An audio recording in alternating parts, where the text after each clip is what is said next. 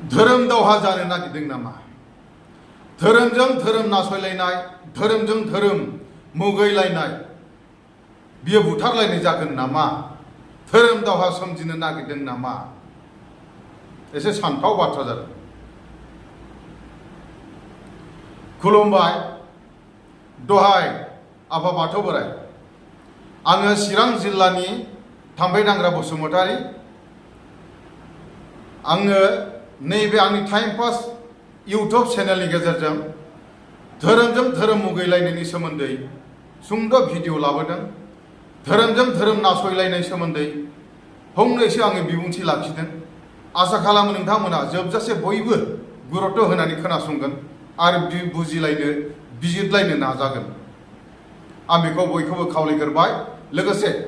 बयबो मिथिनाय बायदि, बयबो बुजिनाय बायदि एबा बुजिनो खराग मोननाय बायदि, साननो खराग मोननाय बायदि बयखौबो शेयार खालामनो थाखाय आङो गिबियावनो खावलायग्रोबाय। लोगोसे साबस्क्राइब खालामनानैबो आंखौ मदद होनो खावलायग्रोबाय। धेमाजि जिल्ला सिमेन्ट सापरि ओनसोलनि जार्मनबारि गामिनि बिथां धनिराम बसुमतारी। बिथाङा गुदि बाथौ सिबियारि एबा दाउसा फारौ हाथारनानै बुलि बाथौ सिबियारि, जों बेखौ मिथिबाय। जानो हागौ बै गामियाव, जार्मनबारि गामियाव बिथां न'खरसेल' खोमा गुदि बाथौ एबा बुलि बाथौ सिबियारिया। बेखायनो 18 खुन्थिया बिबार बाथौ सिबियारि बिथांमोनहा धनिराम बसुमतारीखौ नासयदों, मुगैदों, जायनि थाखाय बिथांखौ गाग्लोबगासिनो दङ। बे रादाबखौ जोङो गोबाङानो खोनाबाय, गोबाङानो ससियेल मिडियानि थ्रुयै मिथिबाय, नुबाय। जों बयबो दुखु मोनदों। जों बेखौ जोङो जाहाथे बेबायदिया जानो नाङा जों खावलायदों। आरो आं खावलायगोन दिनै आंनि चेनेलनि गेजेरजों नोंथांमोना आंनि खावलायनायखौ गुरुत्व होनांगोन एबा होयोब्ला मोजां जागोन होननानै आं सानो। धनिराम बसुमतारीया दाउसा फारौ हाथारनानै गुदि बाथौ सिबियारि गोदो गोदायनिफ्रायनो। बिनि खुन्थिया जाहैबाय 16था खुन्थिया। बे 16था खुन्थिया एबा 16था खुन्थिया जाहैबाय मैया दाख्लैनि बाथ्रा नङा। बियो बर' हारिया जेब्ला धोरोम सिबिबोदोंमोन, धोरोम सृष्टि खालामबोदोंमोन, बाथौ धोरोमखौ गनायनानै लादोंमोन, अब्लानिफ्रायनो 16था खुन्थियाखौ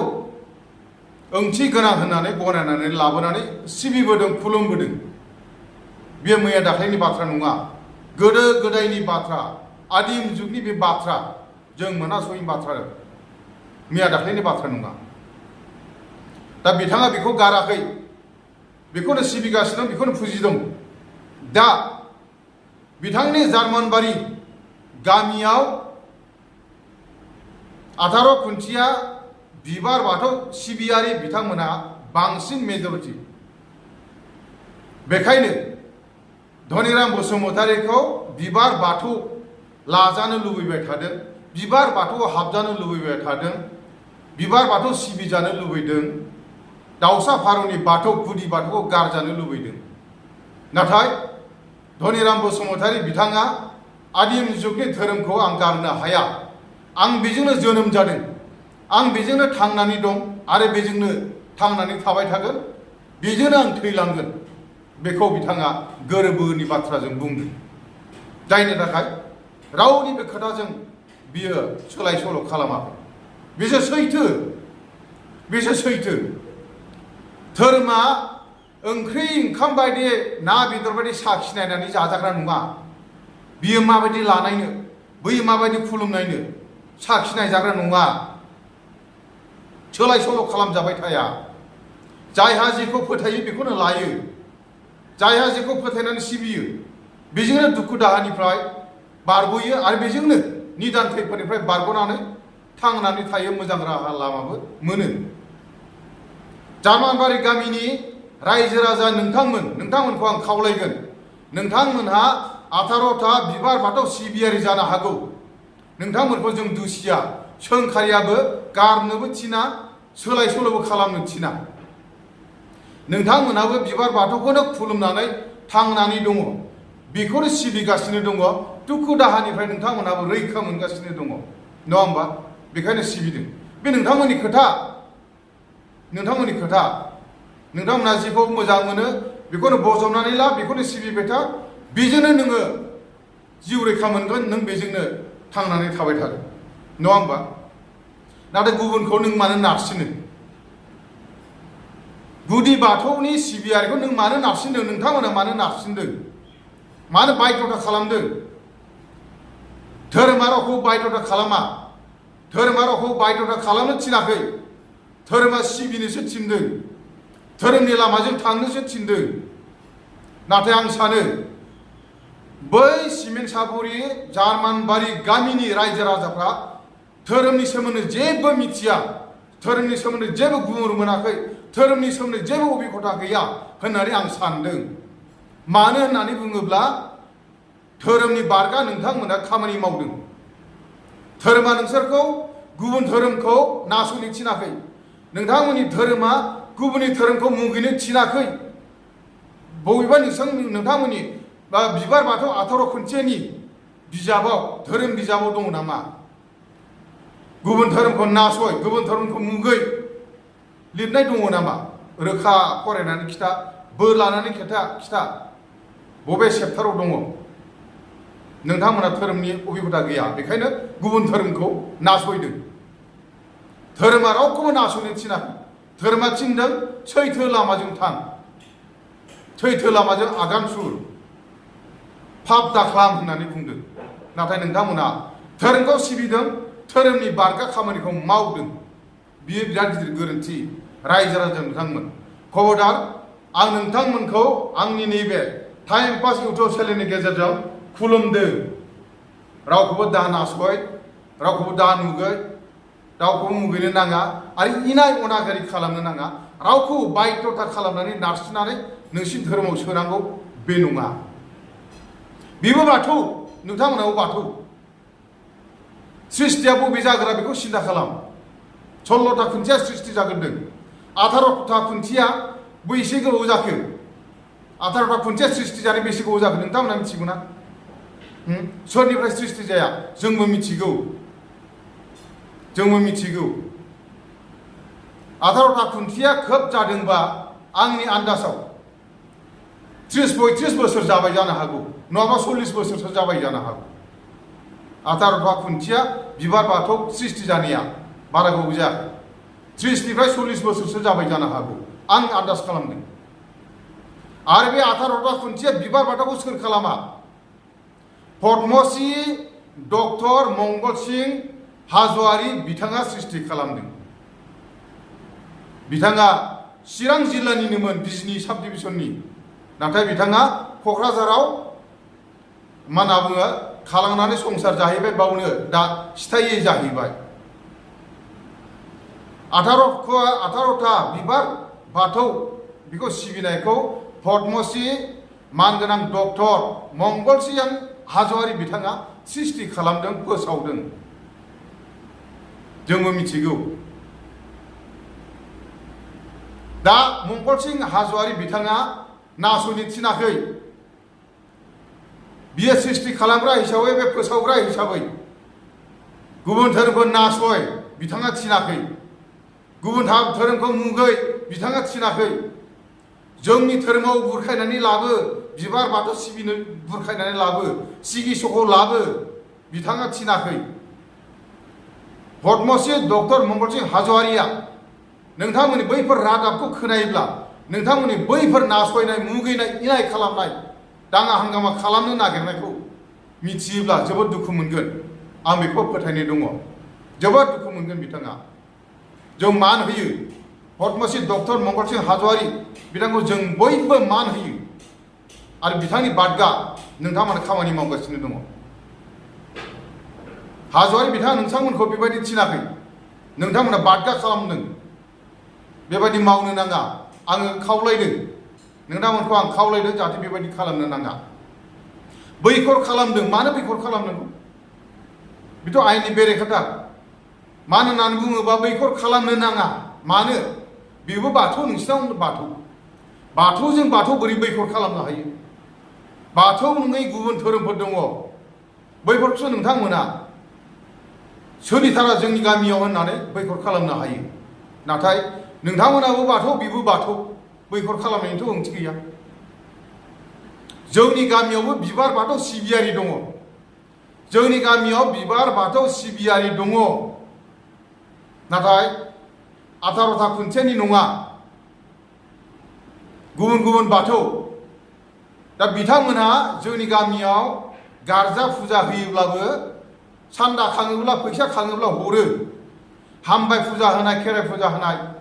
नारासिङा फुजा होनाय फैसा खाङोब्ला हरो फुजायावबो थाङो बाहागो लाहैयो खामानि मावहैयो जेबो उसुबिदा गैया जोंनियाव हाब बिथांमोनहा बुङा आरो जोंनि गुदि बाथौआनो जोंनाव मेजरिटि कयेकटा न'खरब्रै न'खरबासोल' बिबार बाथौ सिबियारि दं जोंनि गामियाव जोंनि मेजरिटि हिसाबै गुदि बाथौआ बिथांमोनखौ जों नासयाखै बिथांमोनखौ जों मुगैयाखै बिथांमोनखौ नारसिनाखै बिबार बाथौ लानो नाङा गुदि बाथौआव थाबाय था जों बुङाखै नंखाय नंदोंबा फै नोंथांमोना जोंनि गामियाव फैनानै सोंफै गुदिला फै नासयदों नामा आरो सान्दा हरोना हरा हा गुदि बाथौनि फुजा फाथल होनो थाखाय सान्दा हरोना हरा नोंथांमोना फैनानै सोंफै बाथौआ गोबां रोखोमनि बाथौसो माखासे बुङो बैसागुआव सासे आंनिख्रुइ बैसो देरसिन मानसिया आंनि सिगाङाव बुंदों बाथौआ 21था जाबायनो गावसाय बाथौआ 21था जाबायनो आलदा आलदा नियम निथि 21था जाबायनो बाथौआ खोनासंनाय होमबा बबे लामाजों थांगासिनो दङ धोरोमा मोनसेल' थानांगौ गावस्रालांगासिनो दङ आरो गावस्राबाय दे गाव गावगाव नियम निथिजों फालिबाय खुलिबाय बेजोंनो थांनानै थाबाय अरजाया खिन्थु नासयनाया मानि हिंसा खालामनाया मानि इनाय अयथासार खालामनाया मानि धोरोमा थिनो नामा धोरोमा जिबनाव थिना धोरोमा माब्लाबाबो बेबायदि थिना आरो धोरोम फोसावग्रा धोरोम गुरुफ्राबो बेबायदि थिना नोंथांमोनासो नोंथांमोननि नांगौनि बारा साननायजों दादागिरि दुगा बे खामानिखौ मावगासिनो दं नोंथांमोननि दुगा दादागिरि खामानिखौ नोंथांमोना नोंथांमोननि आखुजोंनो फोरमायगासिनो दं आपनार बेवहारे आपनार माना परिचय होननानै बुंदों नङा होमबा नोंथांनि आखुआ नोंथांनि सिनायथि बेखौसो नोंथांमोना होगासिनो दङ धोरोमखौ लानानै दुगा दादागिरि दाखालाम धोरोमखौ लानानै दुगा खोथा दाबुं गिदिर खोथा दाबुं बयबो जाथिया धोरोम दङ बयबो गाव गावबागाव गनायनानै लानाय धोरोम दङ धोरोमखौ लानानै दुगा खामानि मावनो नाङा धोरोमखौ लानानै दुगा खोथा बुंनो नाङा आं गले गले खावलायदों धेमाजि जिल्लानि सिमेन्ट सापरि ओनसोलनि जार्मानबारि गामिनि 18 खुन्थिया बिबार बाथौ सिबियारि नोंथांमोन अन्नानै धनिराम बसुमतारीखौ नासयनाय मुगैनाय गाग्लोबनाय बिनिफ्राय गोजानाव था नोंथांमोना मा होनना बुङो बयजोंबो मोजां मोनजागोन बयजोंबो सोंखारि जानाय बे हाबाखौ दामाव बयजोंबो नासयजानाय रायजानाय बे हाबाखौ नोंथांमोना दामाव नोंथांमोननि धोरोम सिबियारि नोंथांमोननि धोरोम गुरु नोंथांमोननि गुदि बेबो दुखु मोनगोन दा आङो खावलायगोन जोंनि गुदि बाथौ मिरु आफादनि दैदेनगिरि आरो 18था खुन्थिया बिबार बाथौ मिरु आफादनि दैदेनगिरि बिथांमोनहा जगाजग खालामनानै बै धेमाजि जिल्ला सिमेन्ट सापरि ओनसोलनि जार्मानबारि गामियाव थांनांगौ आरो बिबार बाथौ सिबियारि धनिराम बसुमतारी गुदि बाथौ सिबियारि बिथांमोनखौ लानानै जयैनो रायलायनांगौ आरो स्र' खालामनांगौ जाहाथे नासयलायनाय जाया दाङा हांगामा जाया मुगैलायनाय जाया आरो गावजों गाव फोथायलायनाया जाहाथे फैयो अनलायनाय फैफिनो बेखौ लानानै सावरायहैनांगौ नङाब्ला बिथांमोननि जि खोथा जों खोनाबाय हरावसो थाङोनो हराव मानो थाङो मा खालामनो थाङो मानसिखौ बुथारनो थाङो नामा ना न' बुफायनो थाङो ना न' सावनो थाङो ना मानसि बुथारनो थाङो एसे साननांगौ बाथ्रा थाबाय हराव सोर मानसिया थाङो हराव सोर मानसिया थाबायो मानसि गाज्रियासो हराव थाबायो नङा होमबा हराव मिटिं जायोनो गामियाव मानो मिथिं जानांगौ हराव माखौ लानानै रायलायो हराव माखौ लानानै रायलायो मा खोथा दङ सामाय बे न'खरसेल'खौनो नोंसोरो सामलायनो थाखाय हराव मिथिं जालायनांगौ बेथ' बाथ्रा नङा हराव बिसोरनि न'आव थांनांगौ हामला खालामनो गाग्लोबनो बेथ' बाथ्रा नङा ना अलरेडि पुलिसनि इनफरमेसन होखाबाय जाथाया गिदिर जायोब्ला नोंथांमोना साबधान था बिनि गुदिया सोर जागोन दायनिगिरिया सोर जागोन बै गामिनि गावबुरा सेक्रेटारि जार्मानबारि गामिनि गावबुरा सेक्रेटारि नोंथांमोनानो दायनिगिरि जागोन मानो होननानै बुङोब्ला गिदिर घटना जायोब्ला पुलिसा गावबुरा सेक्रेटारिखौसो नागिरगोरो पुलिसा गावबुरा सेक्रेटारिखौसो नागिरगोरो अब्ला नोंथांमोना मा फिननाय होगोन बेखौ साननाया मोजां नोंथांमोना बायसान्स जुदि दाङा हांगामा जामारोब्ला बुथारलायनाय जामारोबा जिउ फोजोबलायनाय जामारोब्ला बाथ्रायाथ' गिदिर जाहैगोन अब्ला धोरोम दावहा जाहैगोन नामा बिबार बाथौ आथार खुन्थियाजों गुदि बाथौजों बुथारलायनाय बिदि धोरोम दावहा जाहैगोन नामा साननो गोनां जादों आरो बेखौ बयबो साननाया मोजां आरो साननानै बेखौ माबोरै समाधान जायो बेखौ बयबो मा होनना बुङो समाधान खालामनायनि राहा दिहुनलायनो बयबो नाजानाया मोजां आरो थाबैनो बे खामानिखौ मावनानै रायलायनानै समाधान खालामनानै फोजोबलायनायखौ आं लुबैदों ओंखायनो आं बयखौबो खावलायदों बिबार बाथौ आथार' खुन्थियानि दैदेनगिरि आरो गुदि बाथौनि मिरु आफादनि दैदेनगिरि बिथांमोनहा थाबैनो जगाजग खालामनानै धेमाजि जिल्ला सिमेन्टसापरि ओनसोलनि जार्मानबारि गामियाव थांनानै मोननैखौबो लानानै मोननै धोरोमनि बिथांमोनखौबो लानानै जयैनो रायलायनो थाबैनो मावनांगौ बे खामानिखौ लेट खालामनो नाङा जाहाथे बाथ्राया गिदिराव थाङा आं बेखौ खावलायदों बिनिफ्राय आरो सिमेन्टसापरि ओनसोलनि एबा धेमाजि जिल्ला 18टा खुन्थिया बिबार बाथौ सिबियारिनि मा होननानै बुंदों सेक्रेटारि प्रेसिडेन्ट नोंथांमोनहाबो एसे साननाया मोजां धेमाजि जिल्ला 18टा खुन्थिया बिबार बाथौ सिबियारिनि मा होनना बुङो जिल्ला आफादनि प्रेसिडेन्ट सेक्रेटारि नोंथांमोनहाबो बे जायगायाव थांनानै तदन्त खालामहैनाया मोजां समाल'सना खालामनानै बेखौ सल्भ खालामनाया मोजां स्ट्र' खालामनाया मोजां होननानै आं सानदों बेजों लोगोसे गुदि बाथौ बुलि बाथौ थारमाने गुदि बाथौ धेमाजि जिल्ला आफादनि सेक्रेटारि प्रेसिडेन्ट नोंथांमोनहाबो बै जायगायाव थाबैनो थांनानै जिल्ला आफादनि दैदेनगिरि लोगो हमलायनानै बै गामियाव थांनानै मोननैखौबो साइडनिफ्राय ओरैनिखौबो लानानै रायलायनानै स्ट्र' खालामनाया मोजां आरो मिरु आफादजों जगाजग खालामनानै थाबैनो रायलायनांगौ होननानै आङो नोंथांमोनखौ खावलायहरदों नङाबा बाथ्रायाव गिदिराव थाङोबा मान सनमाननि खोथा फैगोन धोरोम दावहा जादों होननानै बुंगोन खोब दुखु मोनथाव जागोन जाहाथे बेबायदि जाया बेखायनो आं नैबे इउटुब चेनेलनि गेजेरजों नोंथांमोनखौ गुरैयै आरो गंग्लायै खुलुमनानै खावलायहरदों जाहाथे दाङा हांगामा दाजाथों जानो नाङा आं बेखौ खावलायदों आरोखि बै न'खरखौ जेबो अनिस्ट खालामनो नाङा मानसिखौ खहा खालामनो नाङा न' बुफायनायनि बाथ्रा बुंदों न' बुफायनो नाङा धोरोमा न' बुफायनो थिनाखै मानसिखौ होखारनो नागिरदों खारनो थिनदों हाखौ फाननानै थांनो मोना थारमाने मा मेगन सादों नामा मेगन आलौदों नामा हाखौबो फाननो मोना न'खरखौ होखारबाय खारनो थिनबाय न'खरा हाखौ फाननानै फैगोन बा गुबुन जायगायाव खारलाङोबा हाखौ फाननानै बे फैसाजोंनो बैयाव हा फायनानै लाहैगोन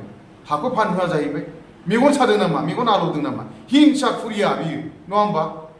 हाखौ मानो फाननो मोना होननाय मानि मा होननाय जादों जों सेनानै लागोन जों आवग्रिनानै लागोन बिसोर गाज्रि बुद्धिया बिसोर नङा होमबा गाज्रि बुद्धि हा फाननो मोना ओरैनो खालाम मा बेलाय सम्पतिखौ लब जादों नामा नोंथांमोना धोरोमा बेखौ थिनदों नामा धोरोमा बेखौ थिनाखै सम्पतिखौ लब जानाय नोंथांमोना बेयाव फोरमान होदों हा फाननो मोना होननाया दोना खारगोन हा फाननानै थांगोन हा फाननायनि फैसाजों गुबुन जायगायाव हा बायहैगोन बिसोरो गावनि सम्पति गावहा राइट दं जेखि खालामा सोरबा जाथि बंसनोबो होलांनो हागौ सोरबा ओरैनोबो होलांनो हागौ फाननोबो हागौ बेवहाय बुंनांगौ नोंस्रा जेबो राइट गैया अबजेक्सन खालामनांगौ जेबो राइट गैया आयेना नोंथांमोनखौ हमगोन आयेनाव नोंथांमोना गेजेन जागोन न' बुसिनो नागिरनाय हा फाननो मोना होखारनाय बैखर खालामनाय मानसि बुथारनो नागारनाय आयेनाव गेजेन जायो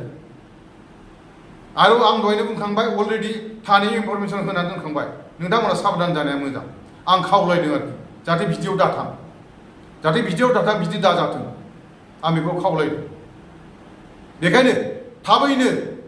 आं खावलायगोन धेमाजि जिल्ला गुदि बाथौनि सेक्रेटारि प्रेसिडेन्ट दैदेनगिरि धेमाजि जिल्ला 18 खुन्थिया बिबार बाथौनि सेक्रेटारि प्रेसिडेन्ट दैदेनगिरि नोंथांमोना जगाजग खालामनानै बै जार्मानबारि गामियाव थांनानै गुदि बाथौ बिबार बाथौनि सिबियारि बिथांमोनखौ लानानै रायलायनांगौ आरो मिरु आफादजों जगाजग खालामनांगौ 18 खुन्थिया मिरु आफादनि दैदेनगिरि आरो गुदि बाथौ मिरु आफादनि दैदेनगिरि नोंथांमोनहाबो थाबैनो जगाजग खालामनानै बै जायगायाव थांनानै नायबिजिरहैनांगौ रायलायनांगौ समाधान खालामनांगौ सल्भ खालामनांगौ जाहाथे बाथ्राया गिदिराव जाया आरो दाङा हांगामा जाया नासयलायनाय जाया गाव गावबागाव संसार गाव गावबागाव धोरोम गाव गावबागाव सिबिबाय थागोन गाव गावबागाव थांनानै थाबाय थागोन नोंनि ओंखामखौ आं सियाखै आंनि ओंखामखौ नोंथाङा सियाखै गाव गावबागाव धोरोम बिबो बाथौ जाय जेखौ फोथायो बेखौ सिबिदों जाय जेखौ फोथायदों बेखौ बजावनानै लादों जाय जेखौ फोथायदों बेजोंनो थांनानैबो दंबाय थायो बेखायनो नासयनो नायनो नाङा आं बेखौ खावलायबाय आरो बयखौबो थाबैनो सियार खालामनानै बै धेमाजि जिल्लासिम सौहैनायनि खालामनो आं खावलायदों सिमेन्ट सापरिसिम सौहैजानो आङो लुबैदों आरो सिमेन्ट सापरि ओनसोलनि जार्मानबारि गामि जाय गामियाव माने नैबे दाङा हांगामा जानाय एबा नासयलायनाय मुगैलायनाया मा होनना बुङो बे जायगासिम नैबे आंनि मेसेजआ सौहैनानै बिथांमोना खोनासंनानै बुजिलायनो नाजायो बेखौ आङो खावलायदों बेनिखायनो आंनि नैबे भिडिअखौ बयखौबो सियार खालामनानै होनो आं खावलायबाय लोगोसे साबस्क्राइब खालामनानै मदद खालामनो आं खावलायदों जै आफा बोराइ बाथौनि जै आफा बोराइ बाथौनि जै आफा बोराइ बाथौनि गोजोन्थों रायजोफोर बिबार बाथौनि आरो गुदि बाथौनि रायजोफोर सिबियारिफोर नोंथांमोनखौ बयनिबो सिबिनाय हरनानै आंनि सुंद' भिडिअखौ बयखौबो खावलायनानै बेखिनियाव फोजोबबाय गोजोन्थों।